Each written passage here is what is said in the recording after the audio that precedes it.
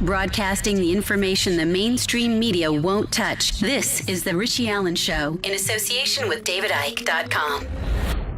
Cool, right. Well, look, let's get our next guest on the line then. He is a fascinating man. And when I mentioned this afternoon that he was coming on the programme, there was massive interest in this.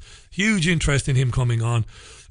We put out our lineup on social media during the afternoon before the live show, and we obviously always have interest, but huge interest in this guest, and I'm so glad that he's come on the programme. I've wanted to speak with him for some time.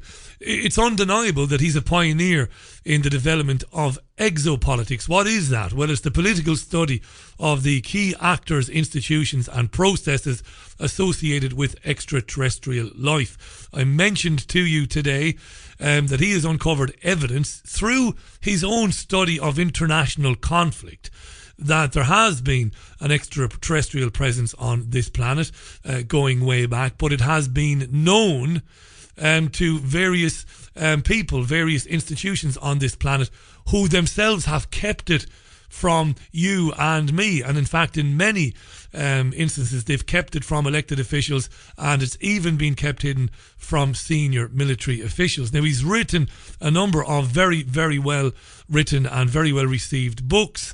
The US Navy Secret Space Program, Exopolitics, Political Implications of the Extraterrestrial Presence, Exposing US Government Policies on Extraterrestrial Life, Galactic Diplomacy, Getting to Yes with ET, and more books besides. And he's writing a book at the moment that will be out early next year. It's a great pleasure to welcome to the programme Dr. Michael Salla. Michael, welcome to our programme. How are you? Well, thank you for having me, Richie. It's great to have you. You're in Hawaii at the moment, aren't you? So it's kind of early in the AM there. I reckon it's about 6 a.m. there, if I'm not mistaken. Right now it's 10 a.m. And it's a beautiful sunny day. Oh, that's marvellous. I thought it was really early in the AM. That's great stuff. Well, I'm glad to have you. And I meant what I said earlier. When I mentioned today that you were coming on, we had an enormous reaction to that. We go out on multiple platforms around the UK and elsewhere, and huge interest in you coming on. And we've talked about this subject before, obviously not with you. Remind our listeners how you got into it again. I mentioned the study of international conflict. How did that give you an insight into exopolitics and to your understanding of extraterrestrial presence here, Michael, and our interaction with it? Sure. Well, I was actually teaching international politics at American University in Washington, D.C., and my specialty was international conflict. And so that's where I would go to different places to research the conflicts and write about it and teach methods for resolving these conflicts to my students. And so in 2001, that's what I was doing. I'd been teaching at American University for 5 years. And that's when I came across the Disclosure Project press conference that Stephen Greer had organized in Washington, D.C.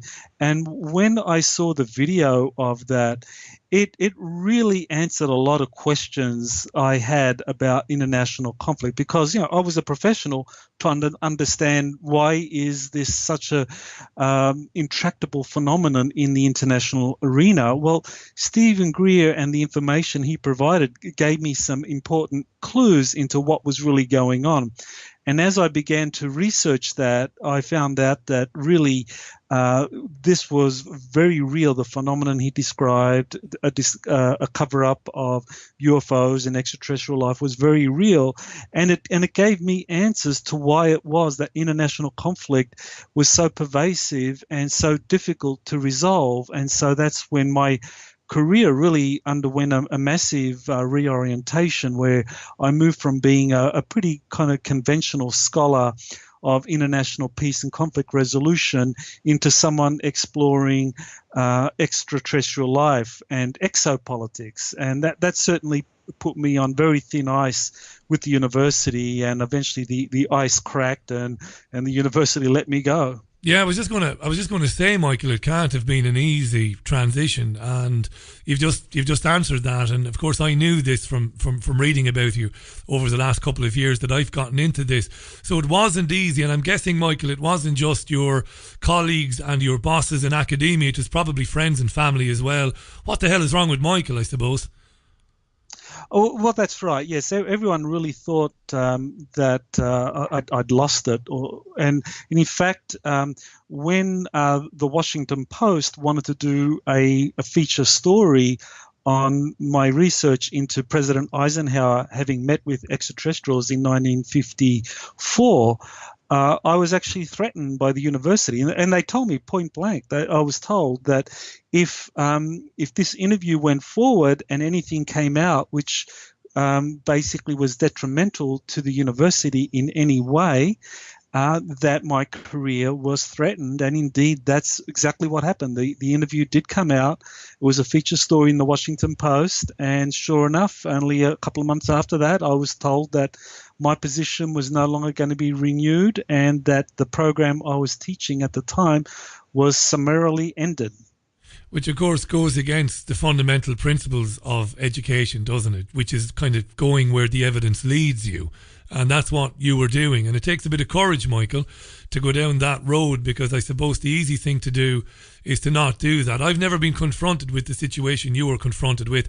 I worked in commercial and national media, but when I left of my own volition. It wasn't because I was interested in the subject. So you have my admiration. Give our listeners, Michael, some of them obviously very much aware of who you are, others very new to this, how you were able to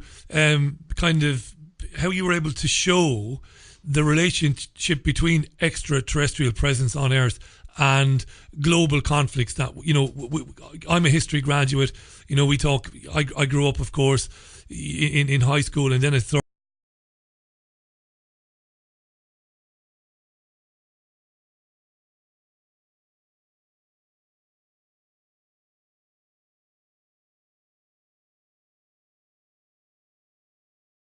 Right. Well, probably the most powerful evidence was the money factor, which is when you look at the money that's raised to fund these black projects that basically are studying extraterrestrial life and technologies in these massive underground facilities and in these research laboratories, which are all done off the books without any congressional oversight.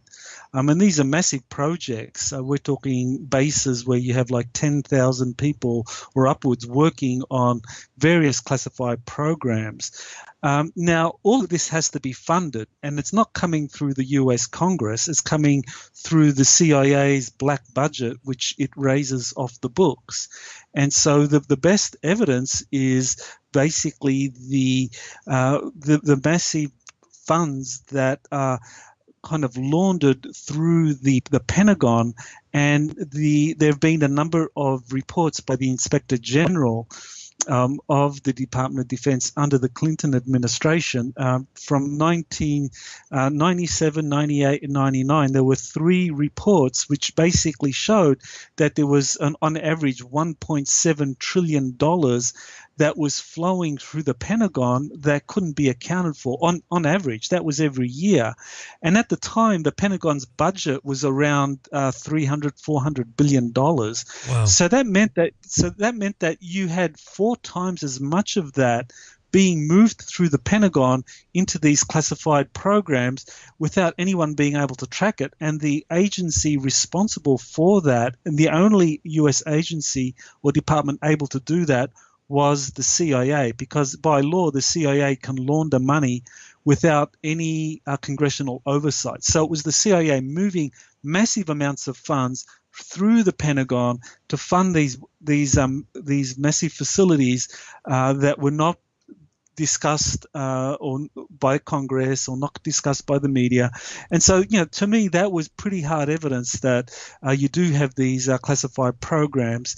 And of course, then you have a lot of whistleblowers talking about how these programs dealt with extraterrestrial life and technologies. Well, this is really interesting stuff, Michael. It really is. I'm glad you're on the program. Exopolitics.org is the website, folks. Bookmark it. Michael, I was given about 500 questions to put to you today. We're not going to get through 500, of course, but we might get through a half dozen. Some really interesting questions. You won't be surprised, as you are currently writing a book about Antarctica, that our listeners want you to talk a little bit about that. We'll do that a bit later on. What were they doing, Michael? Were they reverse engineering technology that was not of this, of this earth? Is that some of what was going on? That's a question that I've been asked to put to you by many listeners. Yes, they were definitely doing studies and reverse engineering of technologies that they'd gotten their hands on as early as 1947, or actually even earlier. There are incidents in 1941 and 42 during the Second World War where the Navy and the Army got their hands on some flying saucer craft. But it was really after the 1942 Los Angeles air raid when the Army and the Navy got their hands on these craft that they began the kind of studies and the reverse engineering of these. Of course, with the war, the priority that the US military had for the war effort was to build conventional technologies such as nuclear weapons to win the war effort. But once the war was over, then they poured resources into reverse engineering these recovered technologies, and that's when they started to get a lot of funds, that was generated off the books by the CIA, because the CIA was generated or created in 1947, and the 1949 CIA Act actually enshrines the CIA's unique ability amongst all government agencies to be able to move money around without any congressional oversight. In other words, the CIA was created with this task of being able to launder money and send it into these black projects that were reverse engineering the craft that the Army and the Navy had gotten their hands onto. And this has been going on since the 1940s. Michael, this is extraordinary stuff. Folks, Dr. Michael Salla is on the line. Michael is, of course, an academic. We spoke about that. Founder of exopolitics.org, written some fascinating books on this subject. This is a real cutting-edge area of research. It really is. And understandably, a lot of questions are coming in. I won't get to all of them, but we'll get to as many as we can. Some good questions, Michael. It's an easy one for me tonight, this.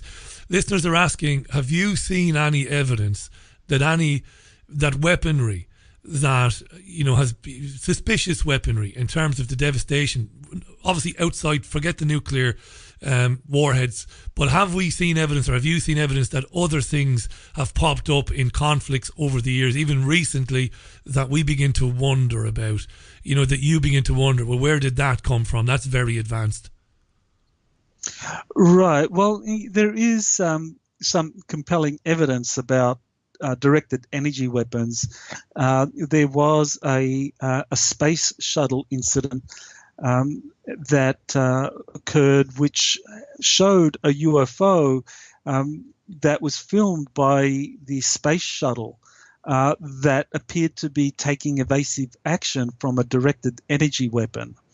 And you can clearly see it's very famous. I can't remember the particular space shuttle mission, but it clearly showed this weapon being used where the UFO took evasive action. And there have been reports of these kinds of directed energy weapons being used against flying saucers or UFO craft. A famous incident was described in a book called the Brookhaven Incident, and it described 3 of these craft being shot down, one fairly large craft and another smaller craft, and the third craft apparently was also hit by this directed energy weapon out of Brookhaven National Laboratory on Long Island in New York. So, there is quite a bit of evidence that there has been advanced weapons used, advanced weapons developed that have been used against UFO craft.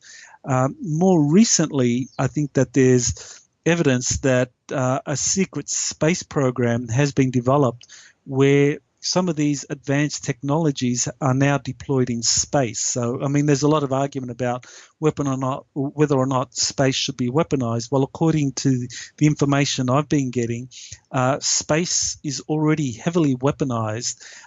There are some incredibly advanced space platforms out there with these kinds of directed energy weapons, and also futuristic weapons that haven't yet been revealed, such as the kind of rods of God technology, where they could just drop a projectile from Earth orbit and it would hit the Earth's surface with the force of a nuclear weapon, and it would be able to penetrate and destroy deep underground bunkers. So that apparently is what is deployed in space now, and apparently is being targeted against North Korea if the decision is made to go forward to attack North Korea. Wow. Well, let's hope that doesn't happen.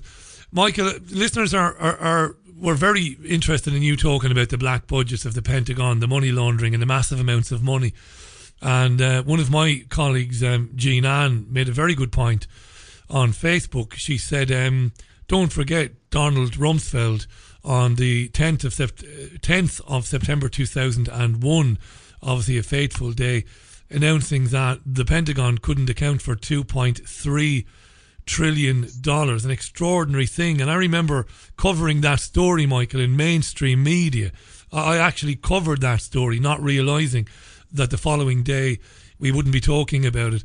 But that's incredible. We can't even begin to imagine what an amount of money $2.3 trillion is. Is that the sort of thing listeners are asking that you're talking about when you talk about money being laundered, money going missing, when you think back to that? That's right. Yes, that was that 2.3 trillion. That was referring to the most recent Inspector General's report from the Department of Defense. That was 2.3 trillion. I believe that was from 1999. That Rumsfeld was reporting on that day before September 11. And the figures I gave were for the 3 years, because those were the only 3 years that the Department of Defense were audited, 97, 98, 99, where they had figures. And the average for those 3 years was $1.7 trillion a year. And that shows, even though there have been attempts to audit the Department of Defense since and before then, those were the only 3 years where they actually came up with precise figures. I believe that there has been more recent kind of estimates, but back at the time that Rumsfeld made that statement, those were the 3 years that the figures were released, and certainly, yes, it's quite a coincidence, isn't it, that a day later you have the 9/11 attacks, and of course, any media interest in this astounding revelation by Rumsfeld was immediately lost because America was under attack. Gone, Michael, gone. And I'm not an expert on anything, but I am a broadcast journalist. I have been for years, and I've covered politics for years. And I say again to my listeners, Dr. Michael Salla has made a very important point there.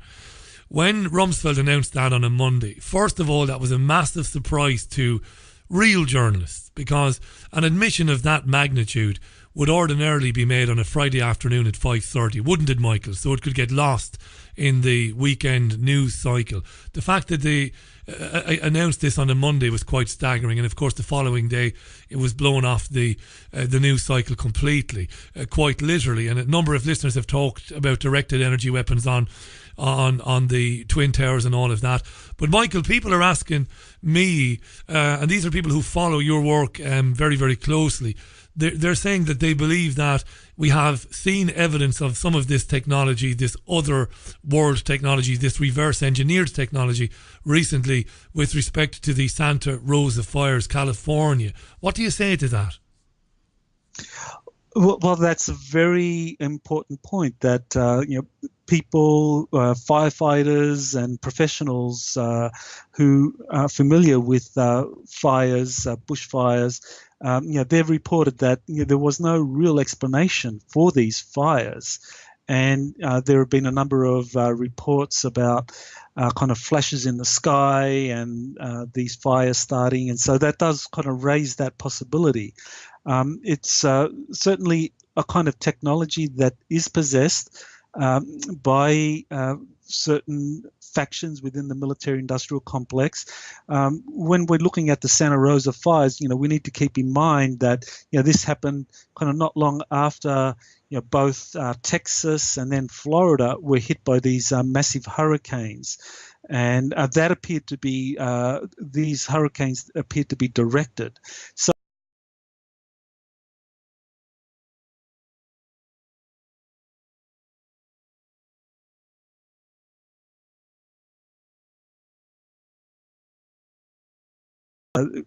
that were occurring, that this kind of one main faction in charge of these space weapons was not happy.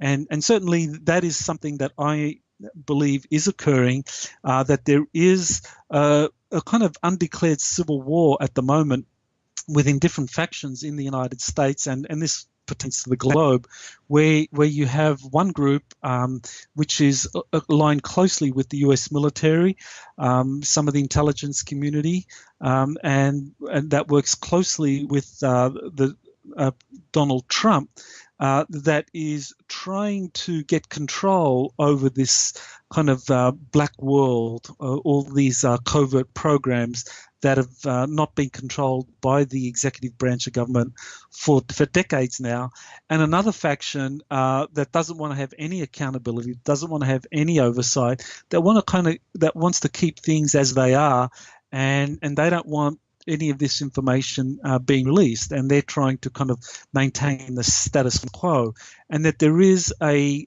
kind of war happening at the moment, and we're seeing that pretty clearly with the Trump administration, in terms of this attempt by the mainstream media and various factions within the CIA in particular that are wanting to basically undermine his legitimacy and try to keep things as they are.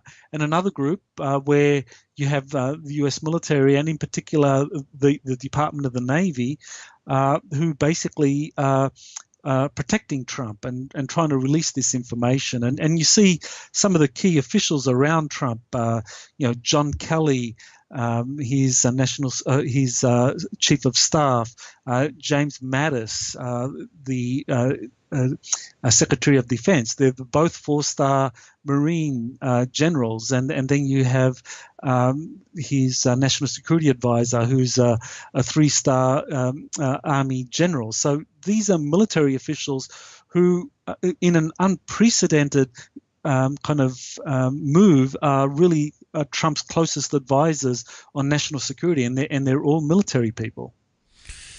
Amazing stuff. It's 29 minutes to the top of the hour. It's no surprise this is flying by. We've got Michael for another 20 plus minutes. Incredible stuff. Exopolitics.org is the website. Links there to Michael's books, which, as I said, have been very well received. Kennedy's Last Stand, of course, Galactic Diplomacy, mentioned the brilliant Exposing US Government Policies on Extraterrestrial Life, and more besides. Exopolitics.org. Michael, has our reality, we're going to talk about Antarctica in a minute, and I'm never rude to my guests, but I'll ask you to be as quick as you can to answer this next question, then we can talk about Antarctica. Do you subscribe to the possibility that our reality has been spun or simulated by some of these entities, some of these interdimensional or extraterrestrial beings? What do you think of that? Because we obviously talk a lot about these subjects with other learned men and women such as yourself. Is our reality a simulation? I think that our reality is very much manufactured, has been for a long time, by the way the mainstream media depicts international events and issues that are of concern to the public. And of course, when you look at, who owns the mainstream media, you look at major corporations, a lot of banks, a lot of multinational entities, and you look at, well, who are the major shareholders behind these? I mean, a study was done recently that the world's wealth and kind of interlocked company infrastructure can come down to a number of kind of wealthy individuals, and that can be refined even further down to kind of 13 ruling families that a number of conspiracy theorists have talked about. And that's when we get into the whole question of, well, are these 13 ruling families human or extraterrestrial, or a combination of both? Yeah, look, in the future we might do an entire program on that, if you're up for that, Michael. That's, it's a hugely contentious, but I believe a very important area of research, and I appreciate you giving that answer. 26 and a half minutes at the top of the hour. You are with Europe's most listened to independent radio show. It's not a boast, it's a fact. The Richie Allen Show, in association with DavidIke.com. Fab Radio 2 in Manchester, the terrific Fab Radio 2. We're on TuneIn Radio as well. Dr. Michael Salla is our guest. Michael, when we said you were coming on the programme today, you won't be surprised. People said, Richie, ask Michael about what's happening in Antarctica. And learned researchers like yourself are focusing a lot of your attention on Antarctica. Why are you doing that, Michael? Why is Antarctica of such interest at the moment? Well, Antarctica has gotten a lot of interest from the press recently. At the end of 2016, there were a number of VIPs that went down to Antarctica. That was all very mysterious. You had the Secretary of State, John Kerry, at the time going down. You had some VIPs going down there. The Russian Patriarch went down. Buzz Aldrin went down there. And it kind of generated a lot of interest. Well, why are these VIPs suddenly going down to Antarctica? And why would John Kerry, during the US election, be down in Antarctica of all things? Well, the answer to those sorts of questions really comes from a number of whistleblowers who've been talking about events down there. A couple of whistleblowers that I've been in communication with recently have been Corey Good, who claims to have been part of a 20 and back secret space program where he was taken down to Antarctica twice in 2016 and 2017, when he got to see what was going on down there.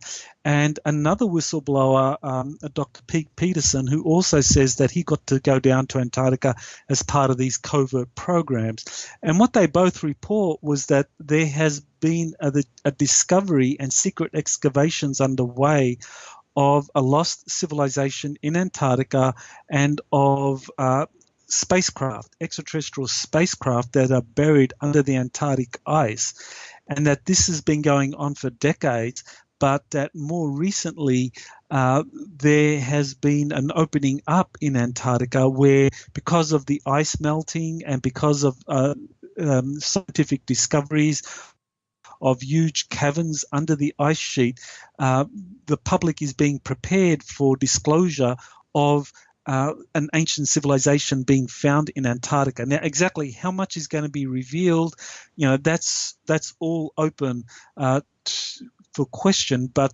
it does seem that an announcement is being prepared, multiple announcements are being prepared, that Antarctica is a place where life has existed under the surface, under the ice sheets for a long time, and that this makes possible advanced civilizations having been developed down there.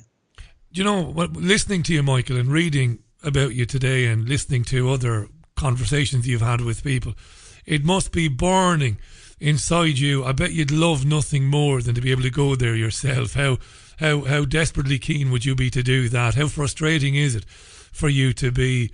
I know it's wonderful when people come forward and tell you things and share information with you, but I bet I won't say you'd kill, Michael, you're a man of peace, but I'm sure there's a lot of things you'd do to be able to go there now, right? And have a look. Well, I definitely would love to have a look at the underground facilities, which are all very highly classified, because we need to keep in mind that there's really two Antarcticas. There's the white world of Antarctica, which is what we see in the National Geography specials, and where you see the ice and you see the penguins and you see the melting ice sheets and all of those things that are kind of well televised. And so people are very familiar with that. But what they're not familiar with is the very heavily classified projects that are occurring deep under the ice sheet, where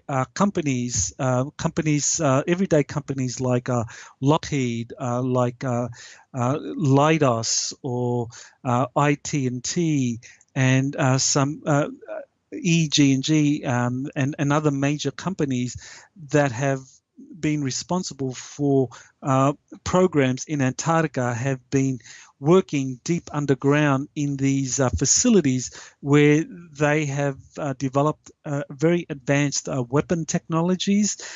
They've been researching these artifacts that date back thousands of years from these ancient civilizations, and that they have also been building an advanced space programs down there. That there are at least two major space programs. One involved with the Germans who escaped down to Antarctica at the end of the Second World War, and a second one which grew out of a collaboration between the Germans and the military-industrial complex dating from the early 1950s, where the space program has grown into being a very massive kind of transnational corporate program which deploys space fleets deep in space and also uses slave labor down in Antarctica. Michael, you've answered Deborah's question. Deborah tweeted to us that she asked, weren't the SS very interested in Antarctica during the Second World War, and you've answered that. You know what? Listening to you there talking about the region, most of our listeners will have learned about Ernest Shackleton and Robert Scott and Edmund Hillary and other explorers who have explored Antarctica. You just wonder, did any of these people ever see anything or come across anything? You'd love to know, I wonder, through their writings, Michael, and through their diaries and photographs where photographs were taken, I wonder, is there any evidence, But that'd be something worth thinking about. Is that something that you think about, these great explorers? Did they come across anything during their expeditions? Well, we know Richard Byrd, who was really one of these famous explorers. Of course, he was a kind of a contemporary of Shackleton and some of these people, probably at later end of them. They were a little bit before him. But nevertheless, Richard Byrd was a famous American explorer who went down to Antarctica and also to the North Pole a number of times. I think he performed 5 or 6 missions down to Antarctica, both prior to and during and after the Second World War. And especially his later missions, I mean, he was really a liaison between the Germans that had established bases in Antarctica and the U.S. Navy. He was an admiral, a rear admiral, and because the Germans respected him greatly, he was given a kind of lot of recognition by the Germans. He actually went down to Germany in 1938 to launch the first German Nazi Antarctica expedition, which was launched by Captain Alfred Richter. And later on, at the end of the Second World War, he went down to Antarctica as part of a secret mission. This was during the summer of the Antarctic summer of 1945-46, and he went down on a negotiating mission, a top secret negotiating mission on behalf of the Truman administration, and the Navy took him down there to negotiate with the Germans down there, and basically the negotiations were unsuccessful, but nevertheless the Germans basically gave him a tour of their facilities, or at least showed him around, negotiated with him, and then he went back, and then that's when Operation High Jump was launched for the next Antarctic Antarctic summer of 1946-47, and that was where the US Navy tried to basically take over the German bases in Antarctica. But by then, the Germans had succeeded in weaponizing their flying saucer craft to such an extent that the Navy had no chance, and the Navy suffered significant fatalities. And Byrd talked about this in an interview he gave in early March in Chile, where he talked about a new enemy that could fly from pole to pole that the US had to contend with. Michael, we're about 5-6 minutes left on this. Tragically, I could speak with you all day, and I don't patronise my guests. I'm loving this. I'm loving you're on the program. I'm looking forward to getting into this again with you in the new year when you publish your next book. I'm just thinking, Michael. You know, we've seen the rise in recent years of networks like Netflix and Amazon.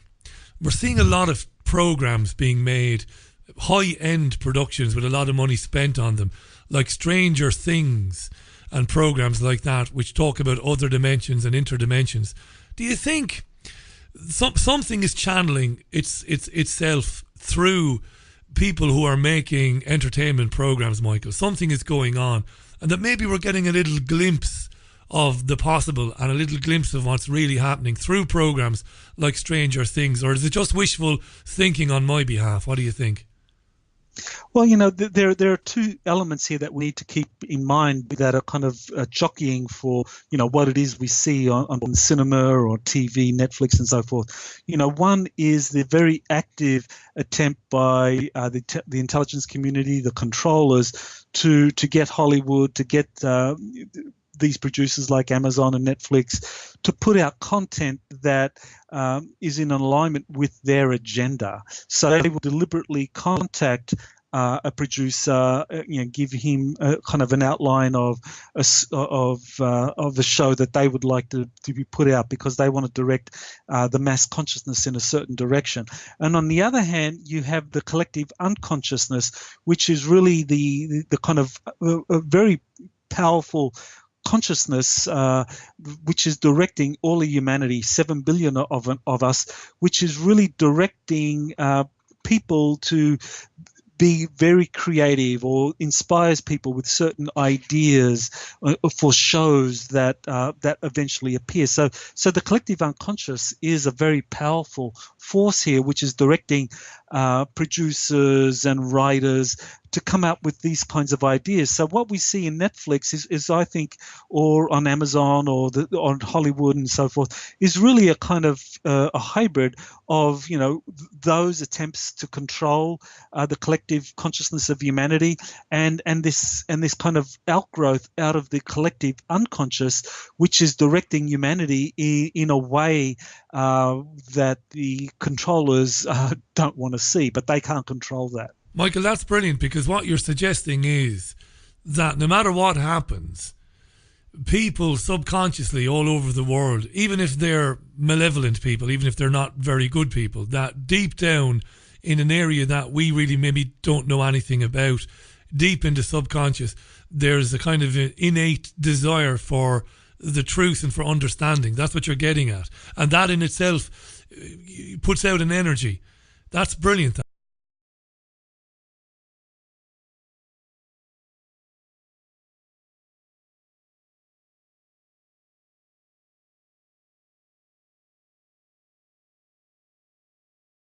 Writers, that these people are inspired by the collective unconscious to come out with truths that are very close to the reality of what's going on. And I think that Philip Dick's novels, for example, or his writings, we're seeing that now. There are a number of sci-fi shows that are all based on Philip Dick's writings, and in Philip Dick, whether he was kind of like given a briefing or whether he was just an inspired sci-fi writer, nevertheless, his ideas are now kind of coming out, and they're starting to influence the mass consciousness. I've been asked, we'll make this the final question for today, Mike. Probably take you 4 or 5 minutes to answer this. But Buzz has been tweeting me, and he's a big supporter of your work and a reader of yours. He was thrilled that you came on today. Buzz asked me to ask you about your wife and her profession. Apparently your wife is very much interested in researching the subconscious, Michael, is that right?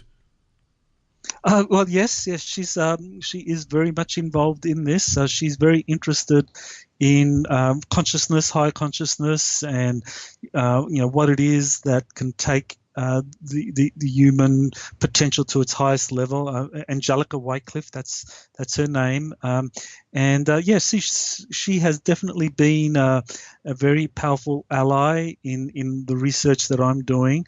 And it kind of complements her own interests in ancient Atlantis and the kind of advanced technologies that were developed in Atlantis. But then, of course, that seemed to collapse in some kind of global catastrophe.